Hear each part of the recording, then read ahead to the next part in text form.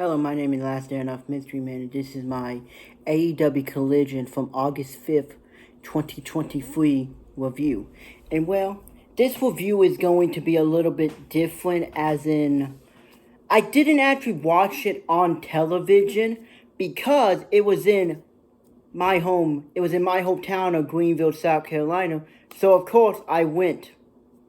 So I was actually there live as it was going on. And well, so I'm not going to be able to tell you how it came off from a television perspective, but I can tell you how it was there live. And well, I have seen the television version of it, and well, let's just say that some of the way the crowd was acting live as I was there was a bit different from the way it was expressed on television. But I did get this awesome Bullet Club Gold T-shirt. See, I got this awesome Bullet Club Gold t-shirt. I don't know if you guys can see it, but yep. I got the Bullet Club Gold t-shirt. Finally, I mean, it's only taken me about 10 and a half years, but I finally got a Bullet Club t-shirt. Cost me $100 basically, because it was $40. But in my wallet, all I had was $100 and a bunch of $5. But I had to save the $5 for something else, so I had to use $100 and got $60 back. I was going to get something else, but nothing else there looked appealing. But I get more than that later. So this is my Bullet Club Gold t-shirt. Guns up, Bullet Club Gold. So that was cool. So the first match was this was the first match on television, but the first match for me was actually between like a bunch of people I've never actually heard of in Ring of Honor. And then the second Ring of Honor match was the Captain Sean Dean and Charlie Bravo, who was very over. Who was surprisingly over for people I don't think most people even heard of, but they were surprisingly. I mean, of course, I think a lot of people had heard of Sean Dean, but not many people heard of Charlie Bravo. Both of those tag team matches was very good, but the next match was, I know Powerhouse Hobb has his big collision interview later on, but he had a match against some guy, and no one knew who he was, and I don't think they actually announced him. It was just some dude. And Powerhouse Hobb was extremely over. I would like to point that out. I don't know if it came off, and I know his match wasn't shown, but he was extremely over, like extremely over with the crowd in Greenville. I mean, we all loved us some Powerhouse Hobbs. I don't know if he was still. I think he's still a heel, but man, in front of that audience, he was not a heel. And then Tony Khan came out and gave his speech about, yeah, welcome to Greenville. Come on, Greenville. Let's have a great show tonight. And then it starts with FTR versus the Mogul Embassy, Brian Cage and Big Bill. And well, they were in Greenville, South Carolina. So as you could imagine, FTR was extremely over with us. As they should, because, you know, FTR, Charlotte, North Carolina from Greenville is only legitimately an hour and 46 minutes away. I went on vacation in Pawleys Island, South Carolina. It took me longer to get to Pawleys Island, South Carolina than it does to get to Charlotte, North Carolina. And I mean, everybody in this match was over. FTR was over because, you know, it was Greenville, so of course they was. I mean, Big Bill was almost over just because everybody, anytime he was on offense, we all enjoyed chanting, "We want Enzo, we want Enzo." I even got a chant starting of "Go back to Impact Wrestling, no one wants you here." But that one didn't catch on. But I don't know if it came off on the crowd, off on TV. But we all were chanting, "We want Enzo." And Brian Cage was just there, honestly, until he did his flip dive on the outside to catch a dash. No one cared about him. Not one person. Everybody, every time he was on, everyone just sat there in awkward silence. I was there with my two friends, and they were both just like, so does nobody like this guy? I'm like, guess not. Nobody did anything until he did his flip dive.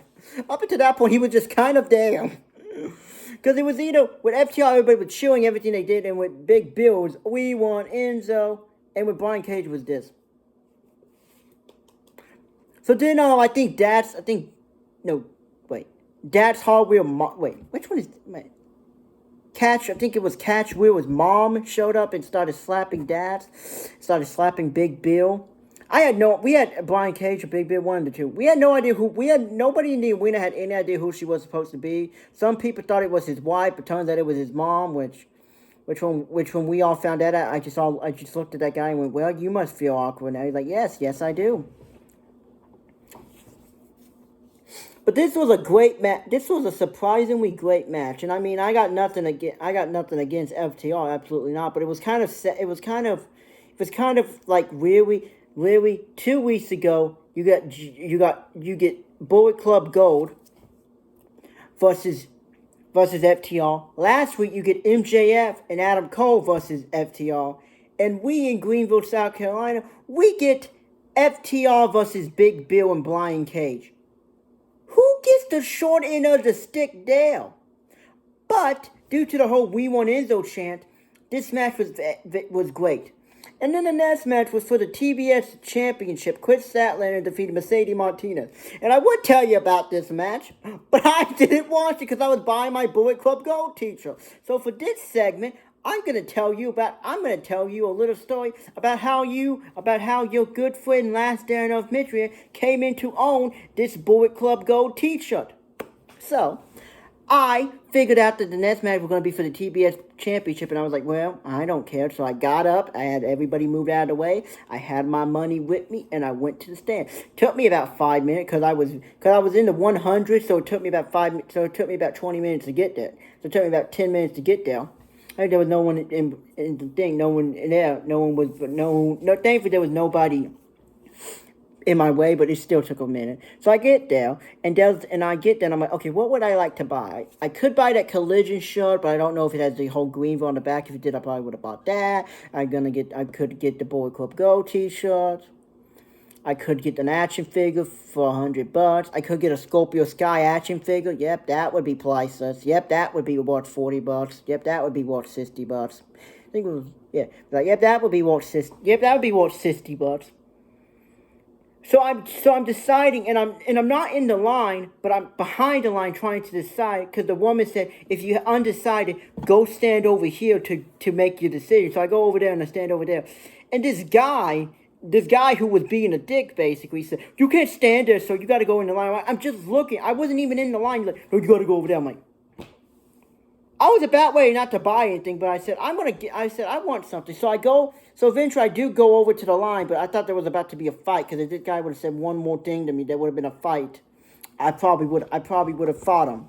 And maybe I could have got a video. Maybe I could have got someone to send me a video of me fighting. I could post that on Twitter. Me getting in a fight at wrestling. So yeah, that was what I was doing. So then I go stand in line. I start talking to some people, and we start talking. And then I look up the SummerSlam results, and I find out that Logan Paul defeated Ricochet. So I said, hey everybody, Logan Paul defeated Ricochet. And one guy was like, yeah, I guess that kind of makes sense. And then another guy was like, oh man, I feel bad for Ricochet. And then somebody else was like, well, I guess Ricochet's fiance had to say his name now. And then one guy was like, you know, I like Logan Paul. He's very good in the ring, but he comes off as a terrible person.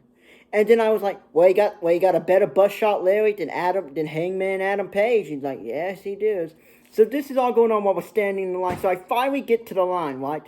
And the woman go, what would you like? I'm like, okay, those action figures, that's, how much are those signed action figures? Like $100? I'm like, I have $100, but I'm like, there wasn't really anyone, I can't remember exactly who they was, but it wasn't like anybody I was like clamoring to have an action figure signed by. Like if it was like CM Punk.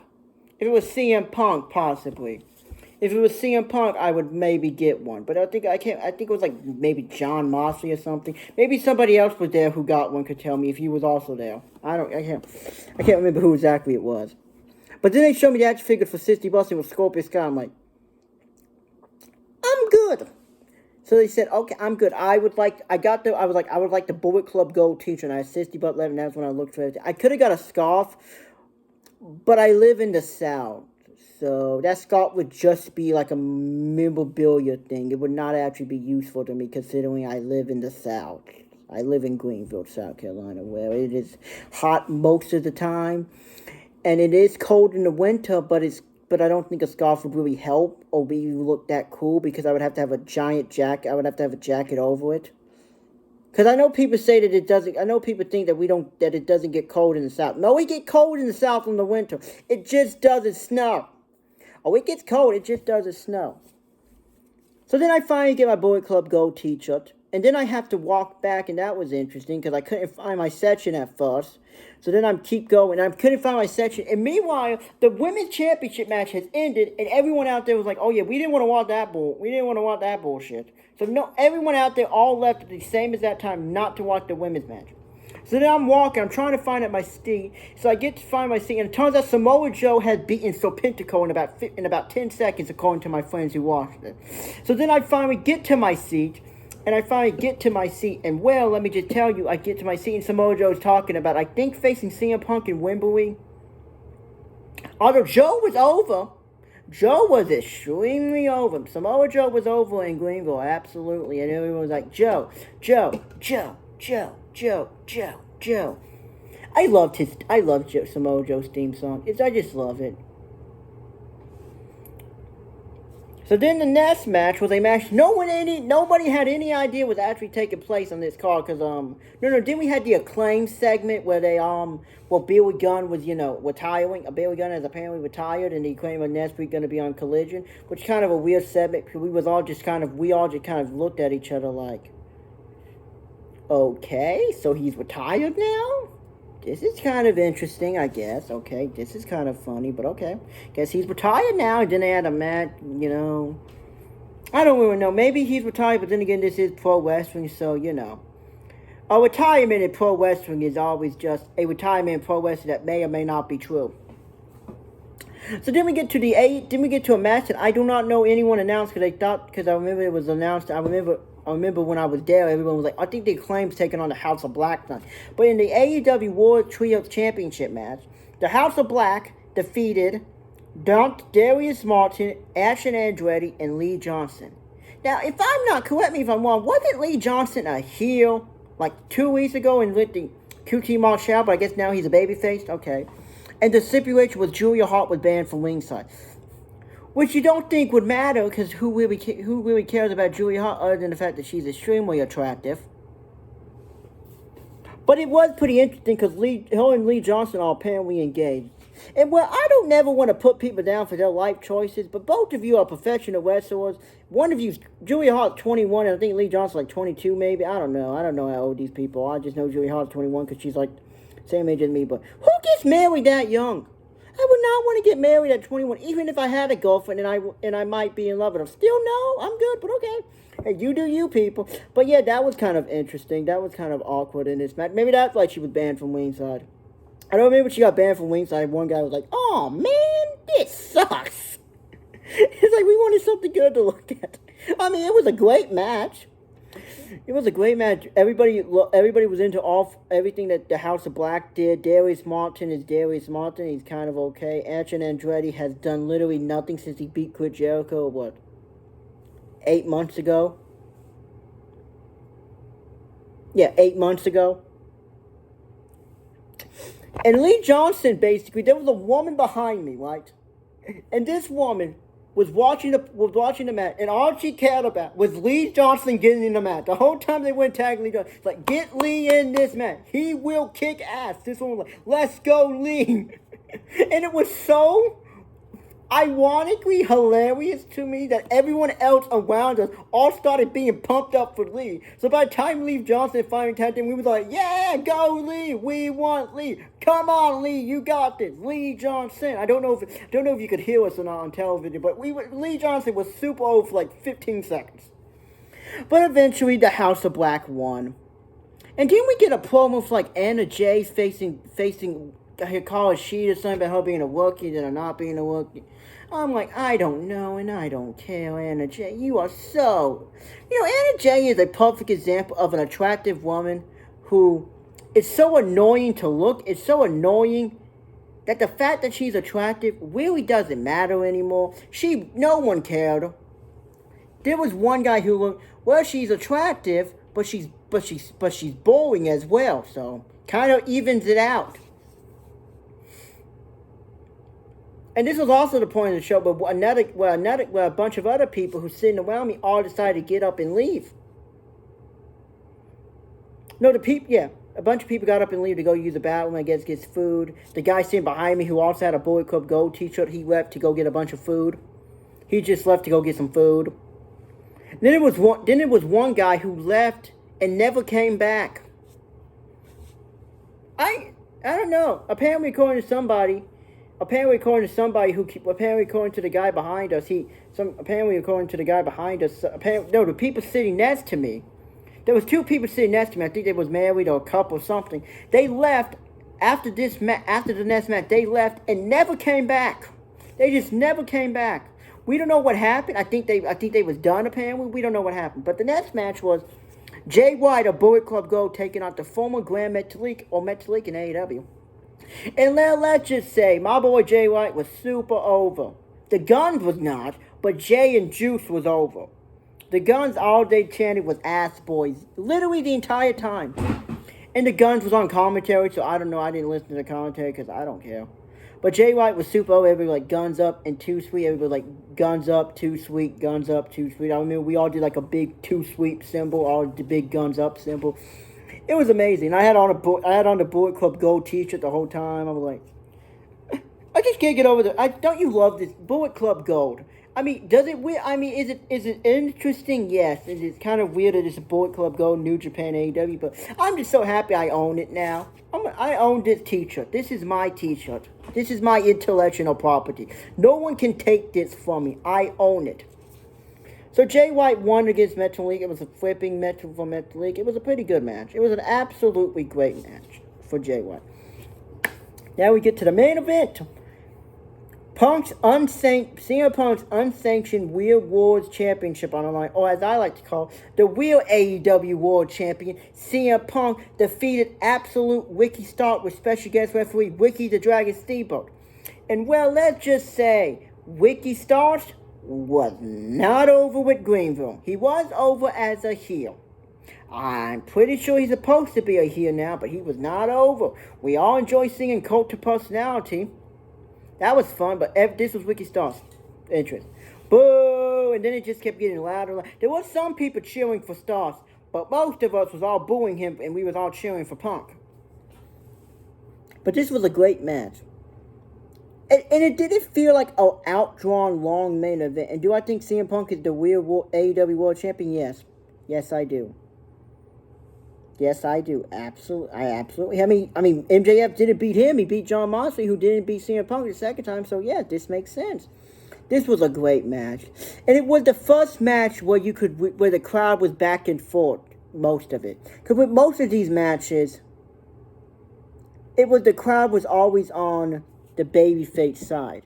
Oh, and before I go on, I'm going to mention this. I didn't see the Samoa Joe versus Serpico match, but according to my friends who was there with me, this match lasted legitimately about 10 seconds, if that. It was bell, introductions, bell, over. That's what my 2 friends told me, so when you 2 watched it, put that in the comment section. I know you will watch it. Put that in the comment section and back me up on that. Oh, and I also got a Pepsi. I got a Pepsi. It was a very good Pepsi. It was a very good Pepsi. I'm more of a Coca-Cola guy, but I gotta admit that Pepsi was good. That was a pretty good Pepsi. Oh, and beforehand, me and my 2 friends, we went to a Mexican restaurant and we all got nachos. We should have just all got a giant plate of nachos, but you know, it was us. That's what we did. So back to the Ricky Starks. So that match was over. We were all happy CM Punk won. So then Ricky Starks attacked with Ricky the Dragon Steamboat, but nobody liked that because Ricky Steamboat's from Charlotte, you know. Nobody liked that. So after that, so then FTR came out, and well, let's just say FTR was super over, and you can go up, I think I've posted this on YouTube, the clip of the promo, and I got some more clips of it coming too, because my friend sent me a bunch of clips. I'm going to see if I can edit those together before I post them in like a big review of it, you know, to go along with this video.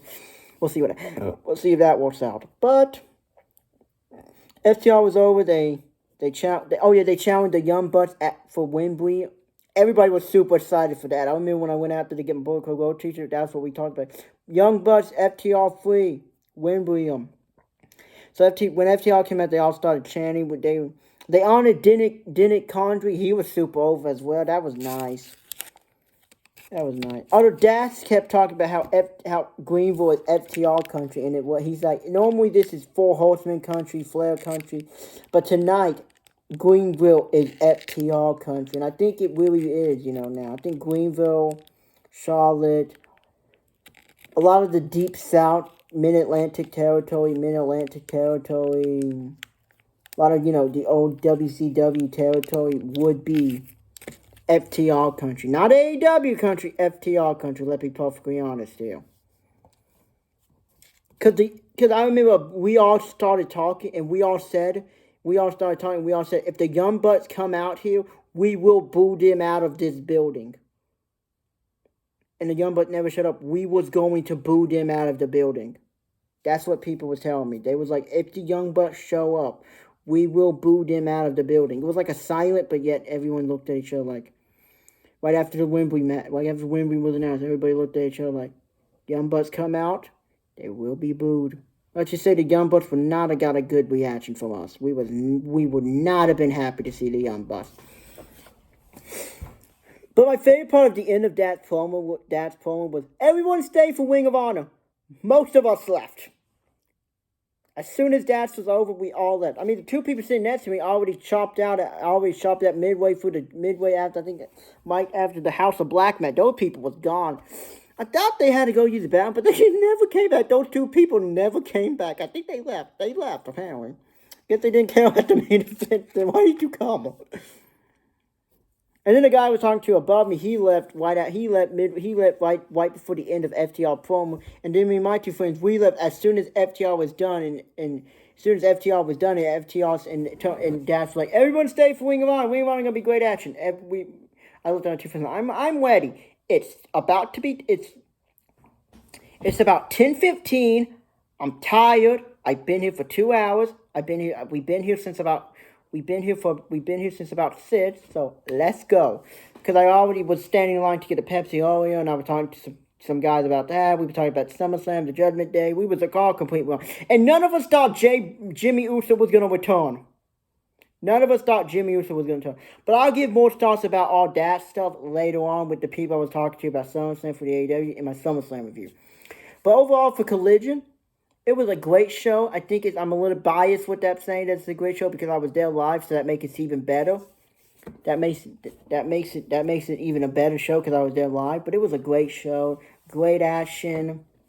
Other than that women's championship match, other than that TBS championship match, I enjoyed everything about the program. Oh yeah, then you had that Powerhouse Hall promo with the chain. I get that was cool. And then you saw Energy. I remember when that Hikaru Shida and J match was announced for Dynamite and all the other stuff announced for Dynamite. No one cared. Everybody was like, oh my God, Rob Van Dam. But oh man, Anna Jay versus Hikaru Shida. That should be boring. We've already seen it twice before. That should be boring. But let's just say that this Collision show at Greenville was probably my favorite wrestling show I've ever been to live because I've been to 4 now. Raw in 2012. Raw in April. The Raw after WrestleMania 29 in 2013, and then again in November of 2013. No, I've been 5 times, and then again 6 now. Then again in November, and then again in April of 2014. I think April of 20. No, did I go in April? Yeah, April of 2014. December of 2019, that was all 5 of those was Raw. And now Collision. Collision is my favorite one. Oh, and also, if you look up this arena, it's called the Bond Secure Wellness Arena. But just know, if you live in Greenville, almost everybody calls it the old name, the Bio Center. I still call it the Bio Center. I graduated there, and when people ask me where I graduated, I say I graduated at the Bio Center. Or if it was still called the Bio Center, it would now be the Food Line Center, which actually would be a funny name. And if you don't have a Food Line, well, Food Line is the grocery store here in Greenville. So this was a great show. I'm going to give this 5 out of 5 stars for a great show. 5 out of 5 stars. Great show. I know that because I was there live, but I think that's all I got to say. Just that It was a great show. And hopefully I can get my SummerSlam review out soon, too. Because I had to buy a new TV, so I've been watching SummerSlam a lot on my TV because I couldn't figure out how to get YouTube TV to be acclimated. So I've seen SummerSlam. Even though I missed it live as it was happening, I've seen it about 10 times now. So hopefully I can get my SummerSlam review out. Hopefully maybe tomorrow or Friday or maybe Sunday, maybe Saturday or Sunday. Hopefully be before next Monday. If not, at the latest, probably be next Monday. So keep tuned for that. See you guys next time.